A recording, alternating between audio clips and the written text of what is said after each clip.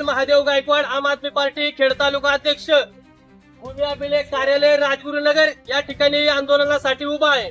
आंदोलनाचा मुद्दा असा आहे की या ठिकाणी जी मोजणी होते, मोजणीसाठी जे सरकारी अधिकारी ठेवले आहेत ते अनेक शेतकऱ्यांची फसवणूक करत आहे आणि अनेक शेतकऱ्यांची लूट करत आहे। उदाहरणार्थ माझ्याकडे शेतकरी आहेत, त्यांच्या तक्रारीवरून मी आता आंदोलन करीत आहेत। शंकर रोकडे त्यांची 15 दिवसापूर्वी मोजणी होती। मोजणीचा विषय साहेबांकडे दिला, त्यांनी पैसे भरले, शेतकऱ्यांनी सगळं झालं, परंतु पैसे भरून सुद्धा जे सरकारी अधिकारी आहेत त्यांनी त्यांच्या हाताखाली प्रायव्हेट माणसं ठेवल्यात। प्रायव्हेट माणसाने म्हणले तुम्ही नोटीस पाठवा शेतकऱ्याला। मुळात हे काम शेतकऱ्याचं नाहीये, एकाही शेतकऱ्यांनी स्वतः नोटीस पाठवू नका, या सरकारी अधिकाऱ्यांचं ते काम आहे।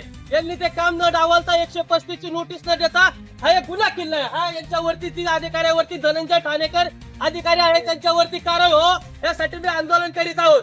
असा विषय असून आमची मागणी अशी आहे की जे इथं धनंजय ठाणेकर अधिकारी आहे त्यांनी शेतकऱ्याची फसवणूक केलेली आहे आणि पुन्हा शेतकऱ्यांकडे म्हणतात तुम्हाला पैसे भरावे लागतील, तुमची बोलणी रद्द झाली, परंतु ही चुकी शेतकऱ्याची नसून अधिकाऱ्याची आहे।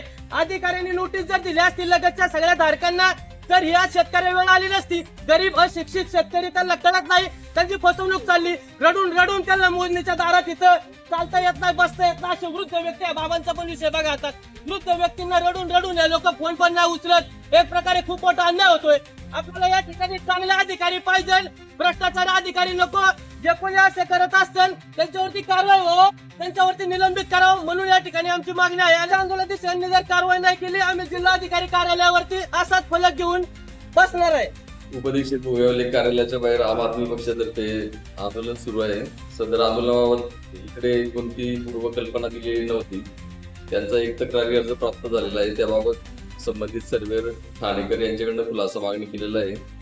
तक्रारदार यांचं म्हणणं आहे की आम्हाला नोटीस प्राप्त दिलेली नाही किंवा आम्हाला नोटीस देण्यासाठी सांगितलेलं आहे, तर सर्वेअरकडनं आपण खुलासा घेऊन प्रकरणी आवश्यक त्या कार्यवाही करू आणि ज्या नोटीस आहेत मोजणीच्या त्या रजिस्टर पोस्टाने पाठवण्याची सर्वेअर याला आपण आदेश केलेला आहे। तरी आंदोलनाचा मार्ग न वापरता जर त्यांनी चर्चा केली असती तर आपण त्याच्यामध्ये निश्चितच मार्ग काढला असता।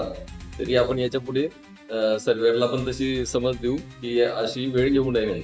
तुम्ही जर आमच्या चॅनलवरती नवीन असाल तर आमच्या चॅनलला लाईक, शेअर व सबस्क्राईब करा। तसंच बेल आयकॉनचं बटन दाबून कमेंट करायला मात्र विसरू नका, कारण बातमी तुमची, साथ आमची, आपल्या हक्काचं चॅनल। धन्यवाद।